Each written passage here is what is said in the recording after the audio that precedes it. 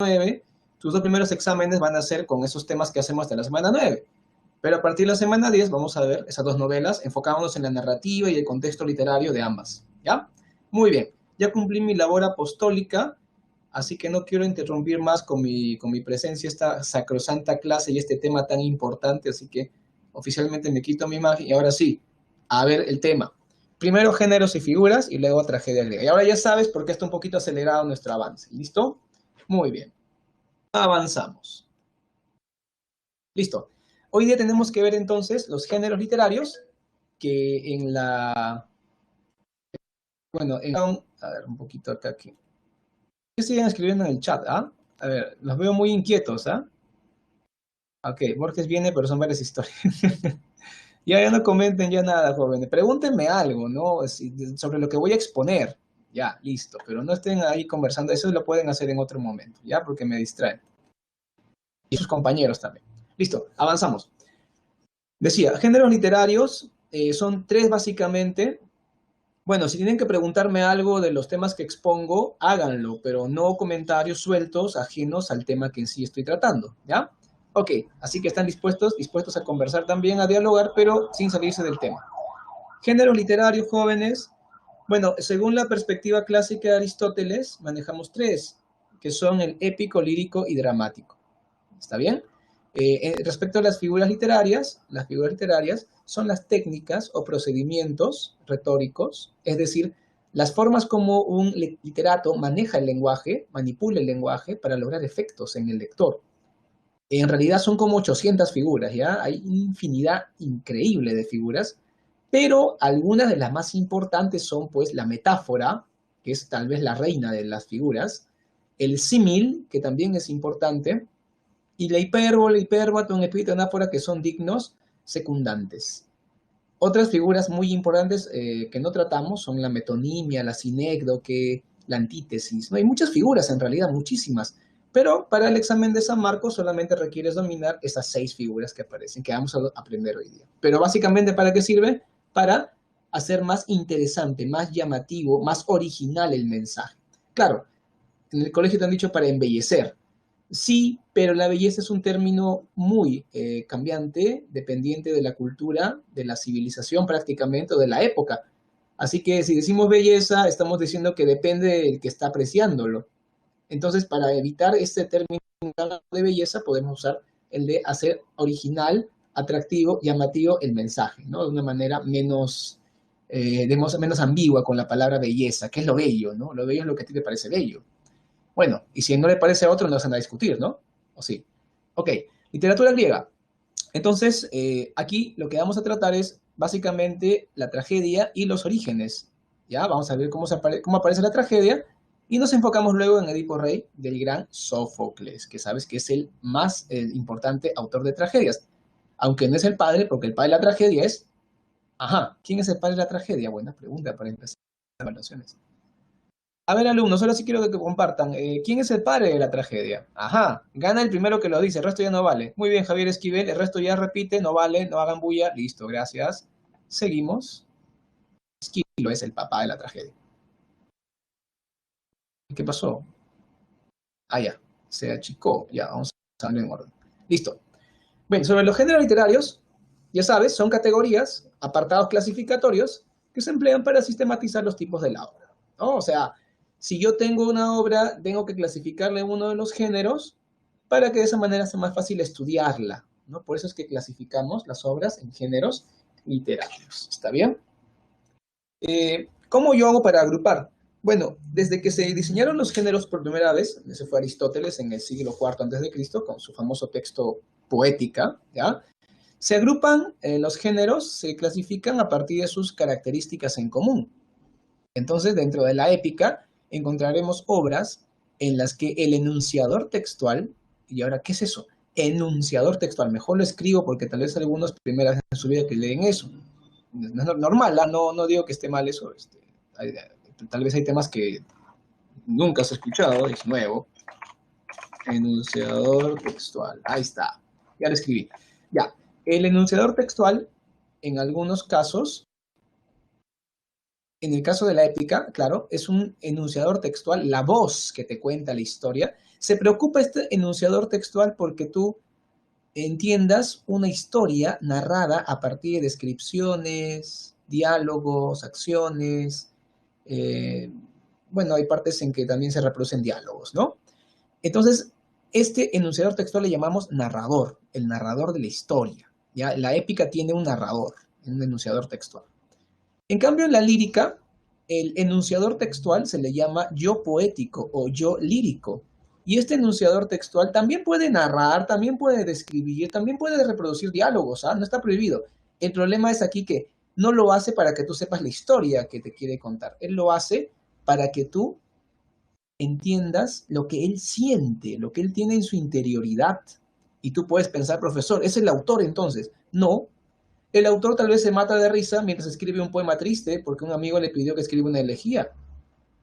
Tal vez un autor está muy triste por algo que le pasó y escribe un poema satírico para burlarse porque le han encargado, le van a pagar si es que escribe un poema de burla contra alguien. Y a pesar de que está triste él, o sea, que el enunciador textual no tiene que ser obligatoriamente reflejo del mismo autor. El autor es un personaje de carne y hueso. Esa idea de que el autor está triste y que el poema es triste, o el autor está enamorado y escribe un poema de amor, es una idea romántica que lamentablemente sigue afectando a la gente hasta ahora.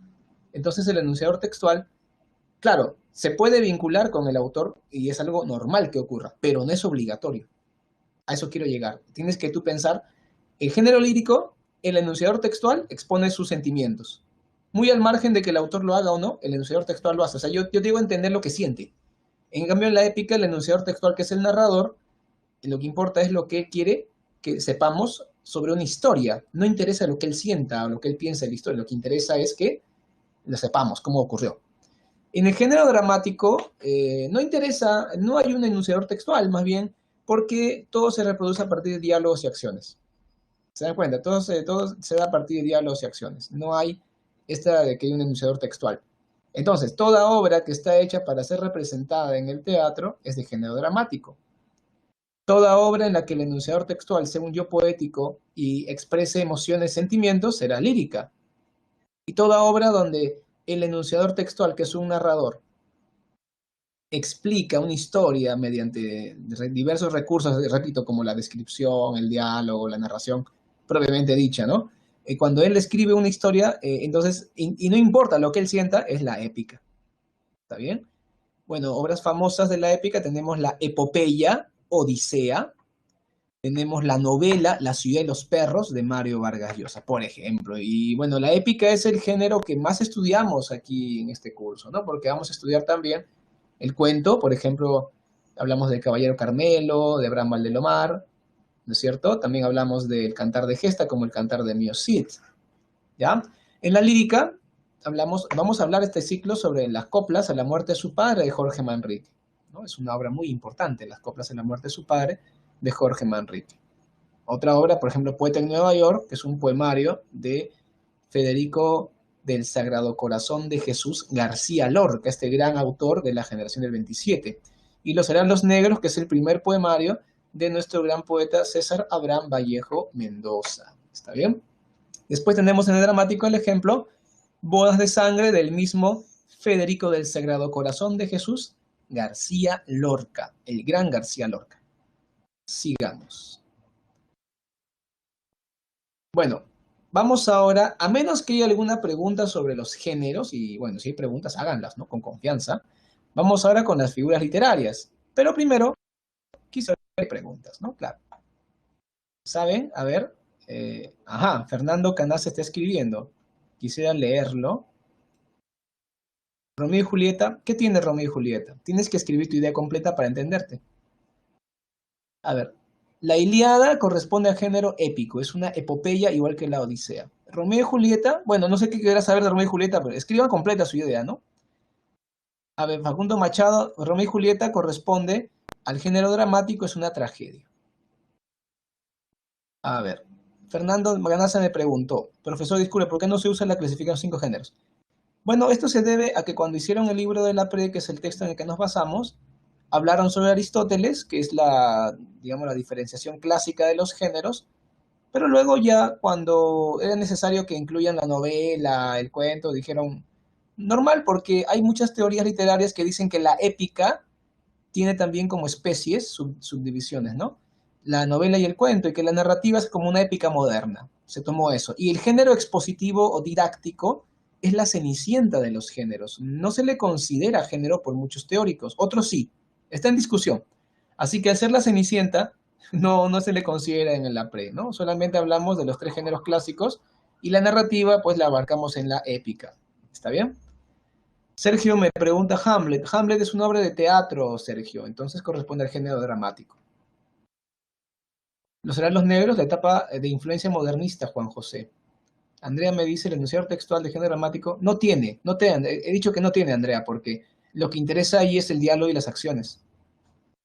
Solo hay diálogos, acciones y movimiento. También el escenario ayuda mucho. Ok, listo. Gracias por sus preguntas. Estoy atento a sus preguntas a partir de ahora para el tema de las figuras. Ahí vamos. Las figuras literarias, déjame ver mi tiempo, ya está. Las figuras literarias, ya te dije, son manipulaciones del lenguaje. Formas como el autor literario crea una obra en la que el lenguaje se convierte en protagonista. ¿Está bien? Por eso es que los literatos tienen esa calidad de tal, son artistas de la palabra, son capaces de manejar los recursos para crear arte. Ahora, el arte y la belleza, repito, es un término muy ambiguo porque varía según la época. ¿Está bien? Pero en cada época hay una estética y esa estética, bueno, las figuras literarias también se adaptan a ella para que la obra literaria corresponda con la estética. Por ejemplo, hay una literatura romántica, una literatura clásica, literatura realista, una literatura vanguardista, y cada etapa tiene su propia estética. Vamos con las figuras. La metáfora es la figura estelar, una de las figuras más famosas que hay. Consiste en, bueno, dos maneras de hacerlo. Una es hacer una comparación entre dos elementos, pero usando el verbo ser. A ver, lo voy a escribir por acá. Nuestro chat público, ahí está. El verbo, a ver, vamos a ponerlo así, ¿no? Metáfora es igual al verbo ser conjugado para comparar. Ahí está. ¿A qué nos referimos con esto? Nos referimos a que yo puedo decir A es B, pero ese es podemos conjugarlo de diversas maneras. Puede ser en plural, puede ser en plural pasado, en plural futuro. ¿Te das cuenta? O sea, conjugamos el verbo ser, A es B. Y lo hacemos porque hay una semejanza entre ambos términos. Por ejemplo, nuestras vidas son los ríos, ¿no? A son B. Que van a dar a la mar, que es el morir, ¿no?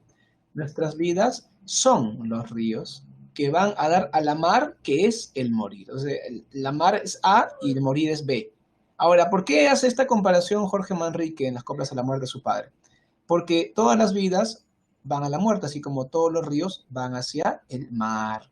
Claro, a menos que hablemos de un río arreico y se queda medio camino y no llega, pero eso es un problema de la geografía que no corresponde con mi curso, por favor, así que no me compliquen. Listo. Otra manera de la metáfora es cuando se da un reemplazo directo. Entonces, en lugar de decir una palabra, coloco otra. Por ejemplo, si a mí me gusta mucho una chica y veo que su sonrisa es bonita, le voy a decir, cada vez que sonríes se asoman las perlas de tus labios, ¿no? Se asoman las perlas en tus labios. Entonces la chica va a decir que cuando sonrío, ¿qué se asoma? Ah, mis dientes, claro, dientes, porque son blancos, duros, bonitos, brillan como las perlas, ¿no? Entonces, estoy reemplazando dientes por perlas. ¿Se dan cuenta? Ya no estoy usando el verbo ser, ¿ya? Sino que de frente estoy reemplazando uno por otro, por sus semejanzas. Aquí hay un ejemplo en la PPT. La noche ha prendido sus claros diamantes, ¿no? Qué bonita. La noche sus claros diamantes. ¿A qué se refiere los claros diamantes? O sea, claros diamantes, ¿a qué reemplaza? ¿A qué está reemplazando? ¿Ven? La metáfora consiste en el reemplazo mediante el verbo ser conjugado o mediante el reemplazo directo de uno por otro. Pero Ajá, alumno 1931, paterno 1931, te felicito. Las estrellas. Aunque en vez de estrellas escribiste el 9, no sé, la E por 9. En fin, ojalá puedas la próxima poner tu nombre para poder saludarte y felicitarte con tu nombre propio. Listo, avanzamos.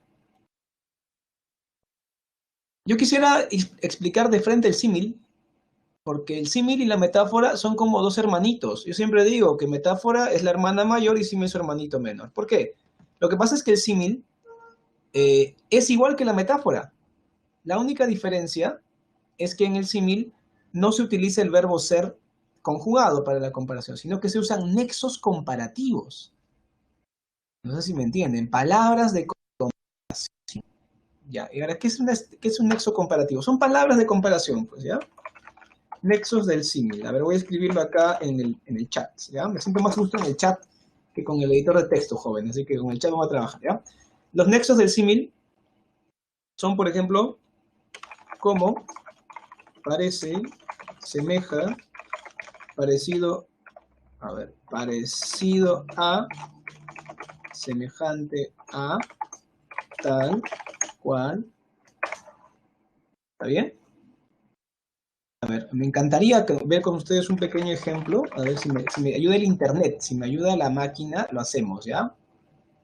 No sé si ustedes recuerdan, a ver, acá voy a probar su cultura. No sé si ustedes recuerdan esta canción, este tema de la ópera que es el Rigoletto de Verdi.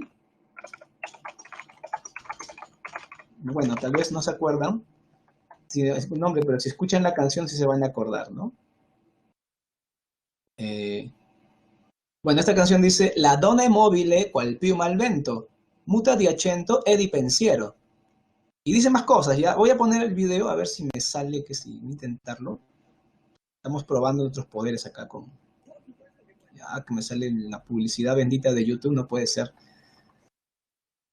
Ok, entonces vamos a probar, pero primero quiero hacer el enlace. A ver, vamos a ver. Para que me digan qué palabra comparativa se usa, ¿no? De las que les he publicado. Bueno, video externo. Ah, ya, así es. Interesante.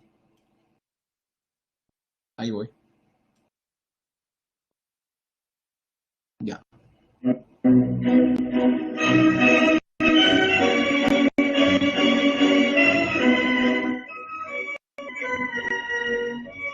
Espera, Pavarotti.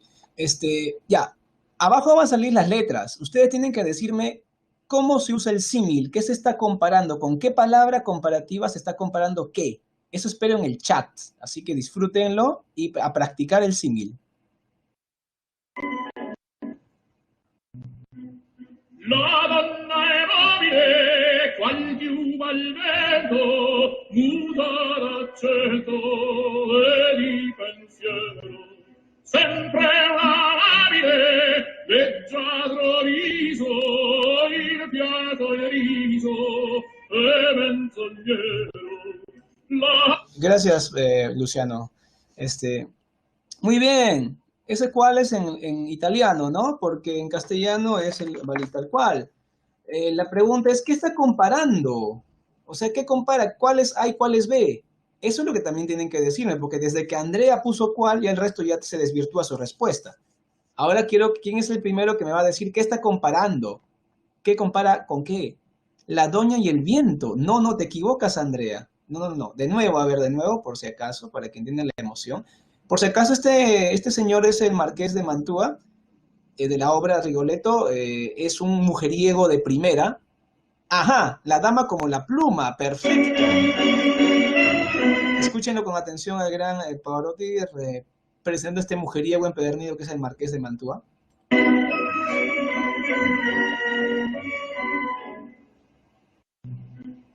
La donna è mobile, qual piuma al vento, muta d'accento e di pensiero.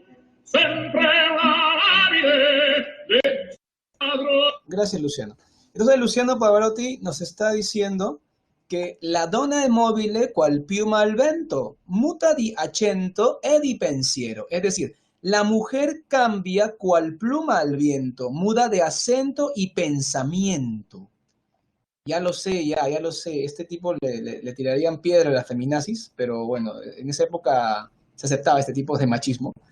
Listo. Entonces, sí, lo que dice Facundo es correcto. La dama y la pluma.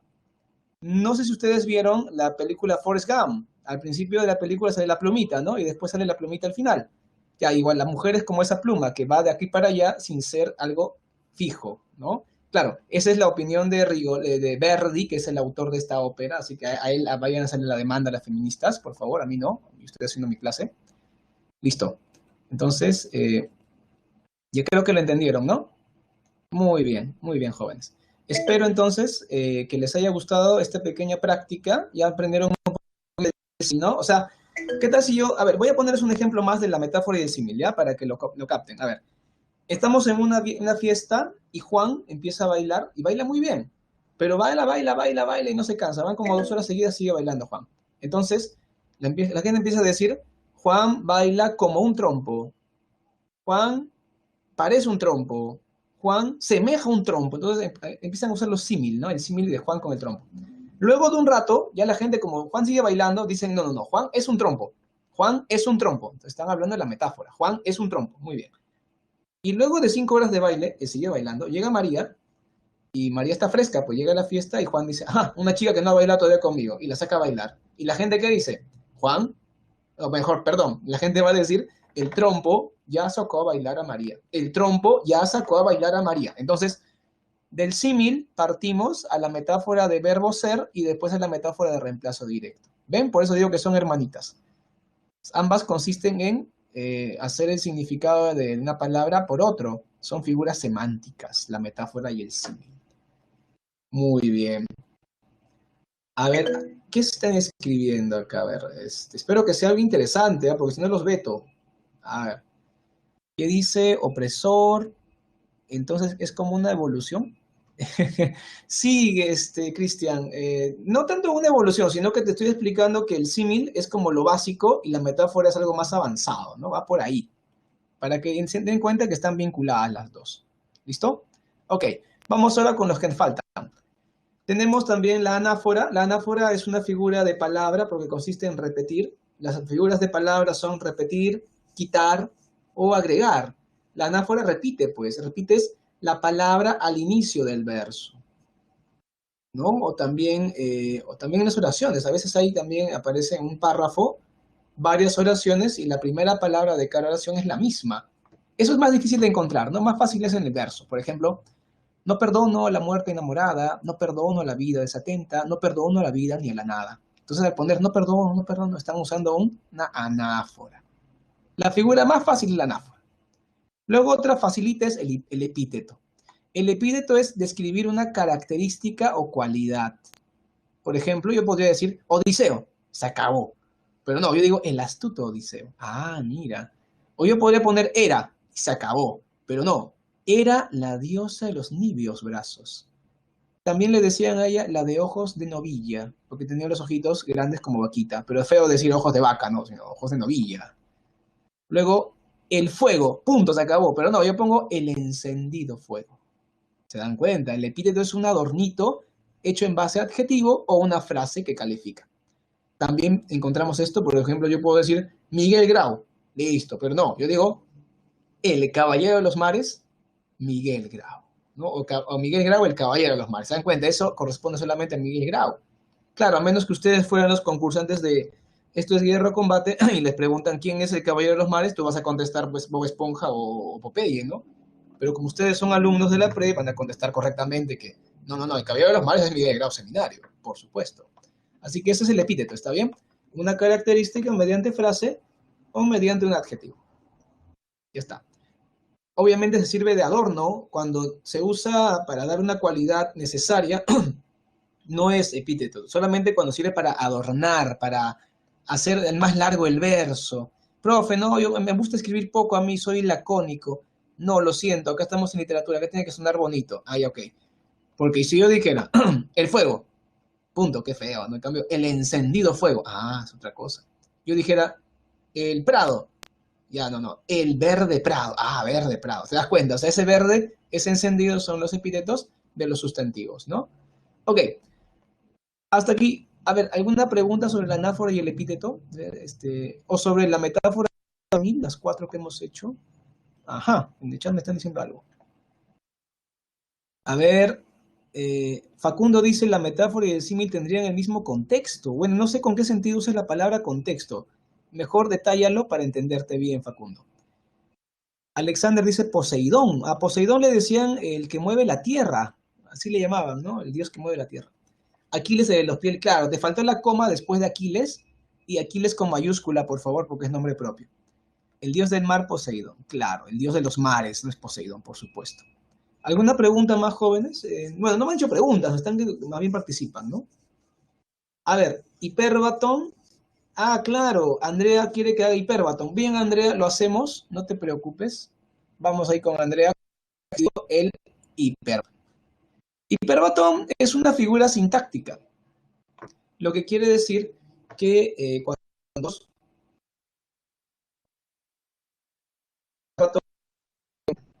¿ya? Alteramos el orden habitual en el hiperbatón. Entonces, la pregunta ahí que ustedes pueden hacer, porque hay alumnos que, profe, ya bacán, el hiperbatón es la alteración del orden sintáctico convencional. Pero la gran pregunta ahí es, ¿cuál es ese orden convencional? Bueno, ese orden es el sujeto, el verbo y los complementos que pueda tener la oración, ¿no? Ok. ¿Sí? ¿Se escucha bien? ¿Dice que se cortó el audio? Ok. Entonces, ese es el orden habitual que debe haber en una oración. Sujeto, más el verbo, más los complementos. ¿Ok? Lo que me decía Andrea es este ejemplo de Becker, ¿no? Donde las golondrinas oscuras son el sujeto, ¿no? Volverán a colgar, es el verbo, es un verbo compuesto, ¿no? Es un verbo, digamos, le llaman perífrasis verbal o verbo compuesto. Sus nidos es el objeto directo, o el famoso OD que llaman en lenguaje.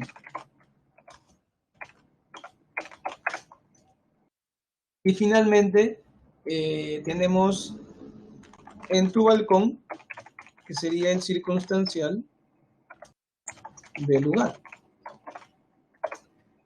Bueno, ya sé que mi clase ahora parece de lenguaje, pero es que me obliga el tema. Las golondrinas oscuras volverán a colgar sus nidos en tu balcón. Esa es una oración bien construida, convencional. Repito, lo he colocado en el chat para que no te distraigas. Las golondrinas oscuras volverán a colgar sus nidos en tu balcón. Esa es una oración perfectamente construida. Pero Becker no la pone así. Él pone, volverán las oscuras golondrinas en tu balcón sus nidos a colgar. ¿Te das cuenta? Esa es la alteración. Entonces ahí tenemos un hiperbatón. Acá te ponen otro ejemplo, ¿no? En el cristal de tu mano, de tu divina mano, de amor bebí el dulcísimo veneno. Bueno, a ver, ¿quién lo ordena correctamente? A ver, le pone sujeto, verbo y los demás complementos. A ver, ¿quién lo hace en el chat? Te creo, así como lo hice con el ejemplo de Becker, este ejemplo aquí. En el cristal de tu divina mano, de amor bebí el dulcísimo veneno. Miren, estoy dejando un ejercicio, después no digan que el profe no me hace participar, se para hablando toda la hora. Ahí está para ti. ¿Qué vas a decir? A ver. Están escribiendo, ¿verdad? A ver, quiero ver si están escribiendo. ¡Wow! Veo que varios se han animado. Y voy a esperar los 10 segundos más, porque no tengo más tiempo, lo siento, estamos con la hora. Ajá, hay mensajes, hay mensajes. Esto me está emocionando mucho porque veo que están participando. Eso es bueno, ¿ah? Que participen.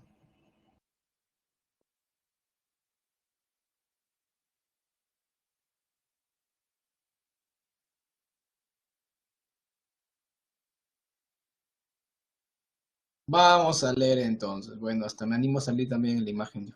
Quiero ver esto. Bebí el dulcísimo veneno en el cristal de tu divina mano de amor. Qué interesante, Andrea, pero faltó que hagas como yo, indicar cuál es el sujeto o es tácito. Creo que sí, ¿no? El verbo, o sea, te faltó hacer la parte de construcción sintáctica, pero bueno, creo que está bien el orden que has propuesto. Acá, Oriana, bebí el dulcísimo veneno en el cristal de tu divina mano de amor. Oh, están muy poéticos, ¿eh? Maciel, bebí el dulcísimo veneno de cristal de tu mano divina de amor. Ah, bueno. Bueno, la han puesto bien. El problema es que no me han indicado las partes de ese ver, de esa oración. Ok, chale, como chale, no entendí. Bueno, ya. Bueno, lo que veo es que lo han hecho bien. Listo, ya me convencí. Seguimos. Ahora con el hipérbole, la hipérbole para terminar, ¿no? La hipérbole es una figura lógica porque rompe con lo que nosotros concebimos como la realidad. En la realidad hay ciertas reglas, ¿no es cierto?, que nos rigen. Por ejemplo, si yo dijera, estoy sentado en el techo con mis pies sobre el techo, ¿no? Entonces, ¿cómo que tu pie sobre el techo sentado en el techo? Eso rompe con nuestra lógica. O si no, escribir, cuando Perú clasificó a Rusia en 2018, los hinchas chilenos lloraron y sus lágrimas corrieron hasta el mar. Entonces, estoy rompiendo las reglas de la realidad, ¿ya? Esa es la hipérbole. Por ejemplo, acá tenemos un verso de Garcilaso como ejemplo. Más dura que el mármol, a mis quejas. Una mujer más dura que el mármol. Hay chicas tacañas, ya, pero más dura que el mármol no creo. Listo, sigamos. Creo que entendieron la hipérbole, ¿no? Está fácil. Lo que no deben hacer es confundirse hipérbole con hipérbaton. Eso es un pecado. No debes cometer eso. Te recomiendo que te acostumbres a que a todo aquel que sea exagerado le llames hiperbólico. Esa amiga que te dice, amiga, cuéntamelo todo y exagera, y ahí es hiperbólica. En cambio, hiperbático es aquel que habla al revés. Por ejemplo, Yoda, o bueno, que está de moda Star Wars, o el cuy mágico, ¿no? Que te dice, prestarte puedo, pagarme debes. Entonces, ese cuy es hiperbático, pues, ¿no? Porque habla al revés.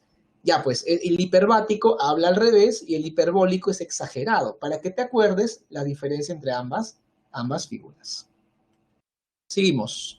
Vamos ahora con tragedia griega.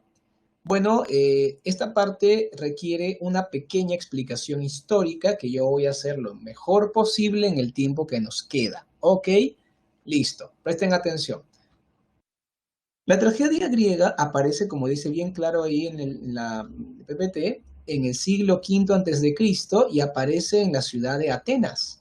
Esto se debe a que durante ese siglo, el siglo V, Atenas sufre una gran transformación. De ser una ciudad pequeña, una ciudad que rodeaba a la corte del rey de Atenas, y el resto sea gente campesina. Atenas es una ciudad-estado con un pequeño campo de cultivo, una mina de plata por ahí, ¿no? Trigo, aceite de oliva, ¿no? Las cosechas. Ahora, durante el siglo V, luego de las guerras médicas contra los medo-persas, cuando los griegos vencen a los persas en esta famosa batalla, el combate de Salamina, Mica la Platea, también la famosa maratón, ¿no es cierto? Y bueno, más famosa es la batalla de las Termópilas, pero esa batalla la pierden los griegos, solamente que los espartanos se lucieron mucho. Pero luego de estas batallas y estas victorias griegas, Atenas se convirtió en la ciudad más poderosa de toda la Hélade, y a partir de ese gran poder creció mucho. Muchas personas que vivían en las afueras de Atenas, que eran agricultores o agricultores ricos, a veces inclusive gente de dinero del campo, empiezan a mudarse a la ciudad para poder contribuir con su presencia, ¿no? Ser mercaderes, artesanos, ejército, marineros, porque tienen una gran flota mercante Atenas. Y esta gente lleva consigo del campo a la ciudad el culto al dios Dionisos. Dionisio era un dios de la uva, del cultivo de la vid, pero también del vino en la fiesta. Y le hacían sus fiestas mediante el canto ceremonial en coro llamado ditirambo, que eran cantos corales. El problema, alumnos, es que cuando hacían esto los griegos se emborrachaban con vino. Ellos tenían un vino muy fuerte que para ti sería pisco, o sea, lo que conocemos hoy día como pisco, o vodka, o cañazo, o yonque, según donde vivas. Es así de fuerte el vino de los griegos. Así que una copita ya estaban todos chapaditos, chapitas, Pikachu, ya, o sea que estaban ya todos borrachitos. Por lo tanto, como que se hacía un poco de desorden en este culto. Así que se organizaron comparsas de coreutas, o sea, integrantes del coro, que pudieran cantar de manera organizada, hacer concursos de coros. Y ahí surge este ditirambo ordenado mediante concursos. ¿Y cómo se llaman los integrantes del coro? Se le llama coreutas, ¿no es cierto? Surge entonces un corifeo, destaca con el tiempo un corifeo que es un solista. Y este va a evolucionar en el actor. Así van. así van evolucionando. ¿Por qué le llaman tragedia a la tragedia? Bueno, porque la palabra tragos o tragoi quiere decir macho cabrío, o sea, chivo, pues. Lo que pasa es que Dionisios está vinculado con los sátiros, mitad hombre, mitad cabra, que vivían en el norte de Grecia. Bueno, en la mitología ellos viven en los bosques, ¿no? Los sátiros. Tal vez tú por tu influencia hollywoodense los conozcas como los faunos, ¿no? ¿Sabes a qué me refiero? Esto porque fauno es el término latino, romano, sátiro es el término griego para este ser. Entonces, este dios está vinculado con esos seres y por eso se ponían pieles de macho cabrío, pieles de chivo negro en las espaldas, los hombres, los coreutas, y representaban al dios de esa manera, eran el séquito de los sátiros que acompañan al dios. Entonces, ode, oda significa canto o recitación de poema. Por eso viene trago y ode, o tragos ode, tragedia, tragedia. De ahí viene la palabra tragedia del canto de los machos cabríos, ¿no? Ode u oda significa canto o recitación de poesía. Entonces, tenemos la etimología, tenemos el origen histórico. Esquilo es el que propone que haya, como ves acá en la parte derecha de la pantalla, puedes ver la escena donde se paraban los actores. Con Esquilo ya había 2 actores. La orquesta, este espacio semicircular que ves, es donde se paraban los integrantes del coro, los coreutas, mirando hacia la escena, dando la espalda al público. Y este amplio espacio que ves, ¿no? En forma de U, en forma de una herradura, es el teatro, es donde se sentaban los espectadores. Esta gente construía este escenario con tal acústica que si tú te parabas en cierto punto, ¿no es cierto?, de la escena, todos los que estaban hasta la última fila de arriba te podían escuchar. ¿Listo? Hay algo muy importante, alumnos, que no deben olvidar respecto a la tragedia. La tragedia era un acto litúrgico. Si tú tienes claro eso, te va a ser mucho más fácil entender todo lo que significa la tragedia griega. Es una misa, ¿ya? No pienses que era un hecho que la gente pagaba, que querían ver la actuación, que pago mi plata. No, no, no, no. Acá no había ningún pago. Todo era gratuito porque la gente rica, que tenía dinero por ser comerciantes, ellos pagaban todos los gastos. Estos eran los coreutas. Perdón, disculpen, los coregas. Los coregas, perdón, se me fue la palabra. Vamos a aclarar, ¿ya? Porque después dicen, profe, no entendí y me confundí, ¿ya? A ver.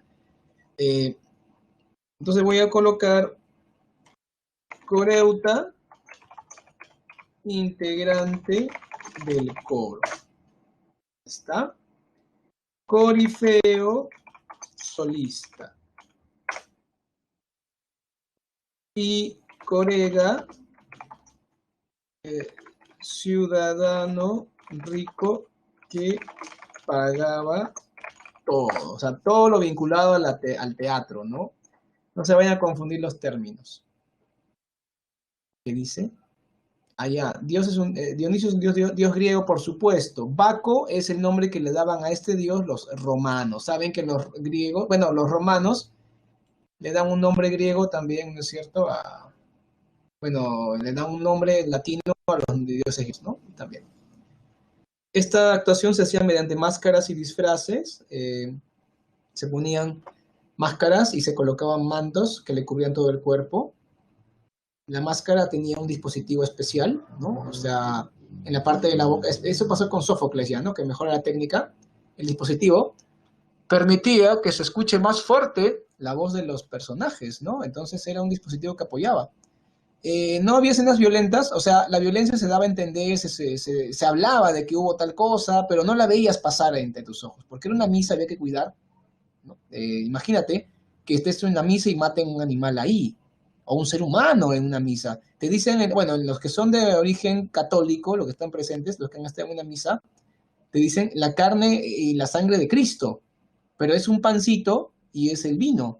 Ya, igualito, o sea, en esta obra de teatro, de tragedia, te daban a entender que ocurrían cosas terribles, desgracias tremendas, pero no las veías tú en escena, te daban a entender, las sugerían, pero no la veías por una cuestión de decoro, al ser un acto litúrgico, no te olvides. Y no actuaban mujeres porque el culto de Dionisos era un culto masculino. Entonces, la mujer no estaba vinculada con este culto y no podía haber mujeres en escena. No actuaban, no asistían, porque el hombre es público y la mujer privada en el mundo griego. Sí, ya sé, harto machismo. ¿Cuál es la finalidad de la catarsis? La finalidad de la catarsis Perdón, la finalidad de la tragedia es lograr la catarsis entre el público, es decir, lograr una gran pena, un gran miedo en la gente que está presente, y esto hace que se purifique la persona. Esta purificación es la catarsis, mediante el miedo, el terror, la compasión. Fue Esquilo quien propuso que las representaciones fueran acerca de temas terribles, tragedias, hechos luctuosos, tristes, que la gente al verlos se emocione mucho, y esto debió ocurrir con dioses y con reyes, no podía ser con gente común y corriente. ¿Listo? Vamos ahora con el máximo exponente, que es Sófocles. Sófocles incrementó a más de 2 el número de actores. Con él ya había 3 en escena dialogando. O sea, eso dinamizó mucho la obra, porque antes el coro se metía mucho y con esto bueno, como que se hacía más lenta la representación. Él también profundizó en la personalidad de los héroes. Él le da un trasfondo psicológico a los personajes, al héroe, ¿no? Al protagonista. Ya que con Esquilo, los personajes parecían libros de filosofía y poesía abiertos y que tenían sonido, ¿no? O sea, que el personaje no tenía trasfondo, solamente hablaba pensamientos célebres, frases filosóficas, con un lenguaje extremadamente adornado. Sófocles usa un lenguaje elegante, pero no tan adornado, no tan exagerado como Esquilo. Digamos que Sófocles hace una misa más entretenida, más emocionante. Con Esquilo todavía la misa es muy solemne, muy lenta, un poco aburrida, pero tiene algo de calidad literaria por sus diálogos, pero Sófocles ya es un maestro. Ustedes saben, pues los que son de origen católico, yo le hablo de origen católico no porque sea partidario de ese tipo de religión específica, sino porque es la que yo conozco, ¿no? Ustedes, los que son de origen católico, cuando van a misa, saben que hay padres que su misa la hacen un poco aburrida y hay otros que hacen su misa muy divertida, la hacen más emocionante. Ya, Sófocles es de segundo tipo, ¿no? O sea, es una misa llamativa. Cultivó la obra individual. ¿A qué nos referimos? No usaba, acá estamos, ¿no? No usaba trilogías como Esquilo. Esquilo usaba de 3 en 3. En cambio, Sófocles no. Sófocles solamente usaba tragedias sueltas que eran autosuficientes. No era necesario que se junten de 3 en 3. Bueno, en Edipo Rey, algo muy importante que si entiendes esto y el resto solamente son detalles, Edipo Rey es una tragedia que transcurre en un solo día, en una sola tarde. No te confundas la leyenda de Edipo con la tragedia de Edipo Rey. Ese es un error que puedes cometer. Todo lo que ocurre en la tragedia ocurre en una tarde. Esa tarde es una tarde terrible, porque Edipo encuentra una realidad atroz. Hace años, más o menos 15, mató a su padre Layo y se casó con su madre Yocasta, y a lo largo de los 15 años ha criado una familia con ella de 4 hijos, 2 varones y 2 mujeres. Y tú puedes pensar, bueno, el que no sabe nada de esta obra va a decir, qué terrible, ¿y eso se ve en la obra? No, solamente en la obra vemos el día que él se entera. El día que Edipo se entera de que él mató a Layo, que era su padre, y que Yocasta, su esposa actual, es también su madre. Solamente vemos el proceso de cómo llega a enterarse.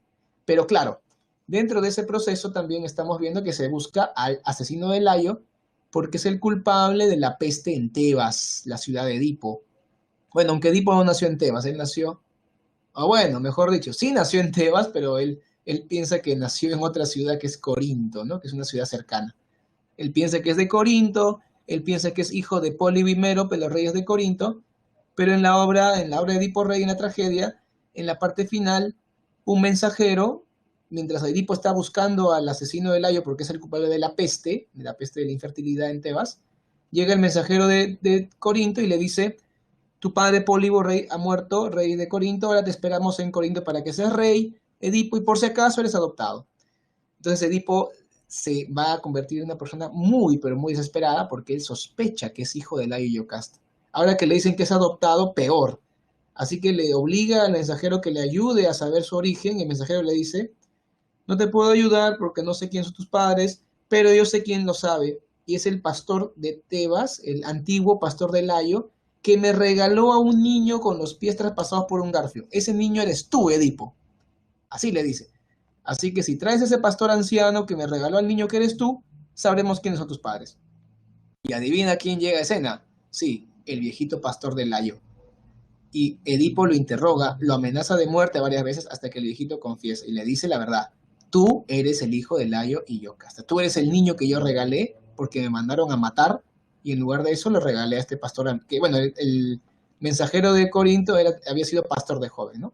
Entonces, Edipo descubre la verdad, había sido adoptado por Polibimérope y él era el culpable de la peste, porque él había sido el que mató a Layo, ¿no? Los dioses estaban molestos con Tebas porque no castigaron al que mató a Layo, su antiguo rey. Así que Edipo entra al palacio, encuentra a su madre y esposa Yocasta muerta, se había colgado una cuerda trenzada, sale ciego porque la ceguera para los griegos es la sabiduría, se ha sacado los ojos con los broches del vestido de su madre. Ciego ya, él dice a su cuñado Creonte, que es el príncipe, ¿no? El hermano de Yocasta, y su tío, y le dice a Creonte, Creonte, ya mi destino se cumplió, he visto mi destino pasar por delante de mí, me he sacado los ojos, no tengo nada más que ver en la vida. Por favor, tú debes ser rey ahora de Tebas, te encargo el reino y por favor cuida a mis hijas que son pequeñas aún. Antígona e Ismene son sus hijas. Antígona le acompaña en su retirada porque ahora debe salir desterrado. Él se convierte en el chivo expiatorio. Edipo se convierte en el chivo expiatorio de toda Tebas.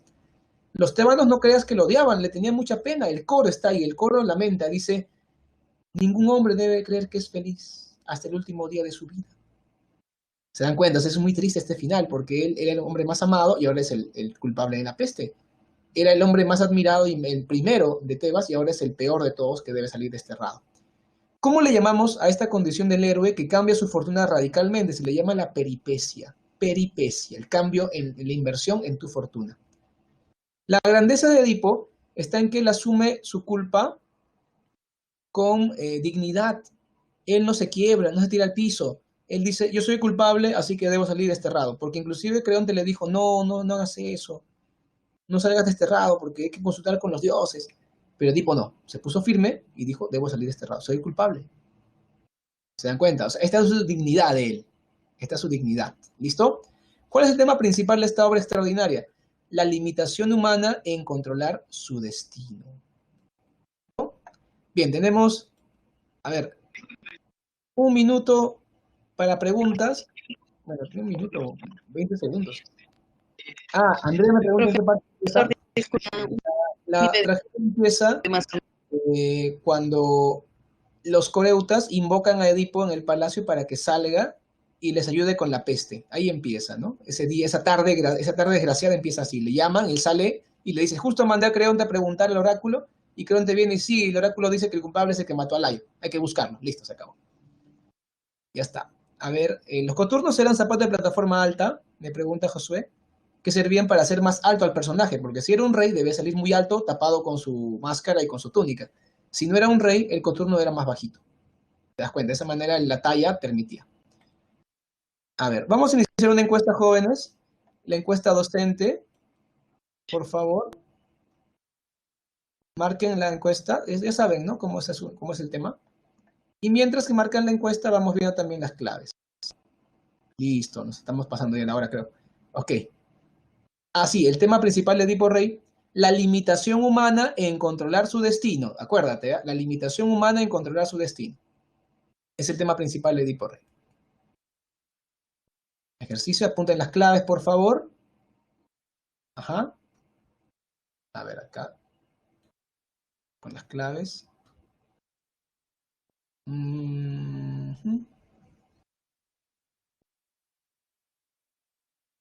Está. Muy bien. Primera pregunta, dedo. Segunda pregunta, con B de beso. ¿Está bien? Listo, con B de beso. Seguimos. La pregunta 3, cerbatana. 3, cerbatana. Avanzamos. La pregunta 4, árbol. La pregunta 4 es árbol. Y la 5, marcamos. Está la 5. ¿Qué pasó? No hay 5. Sí, también árbol, ¿ya? En la 4 y en la 5 es árbol. La 6 que estábamos viendo es cerbatana. Cerbatana. La 7, dedo. Y la 8, cerbatana. 7, dedo. Y la 8, cerbatana. Yo les recomiendo apuntar la clave aparte y después resolver el ejercicio ya con detalle, ¿no? De manera que de manera que puedas practicar con las preguntas. Porque marcar una letra no te sirve de nada, ¿no? Así que la próxima, si que no lo hicieron así, háganlo así. Bien, jóvenes, ya estamos en la hora. Bueno, me voy a despedir de ustedes. Espero les haya gustado la clase. ¿Ok? Muy bien, muchas gracias por su atención y nos estamos viendo en la próxima clase. Un gusto tenerlos como estudiantes. Hasta luego.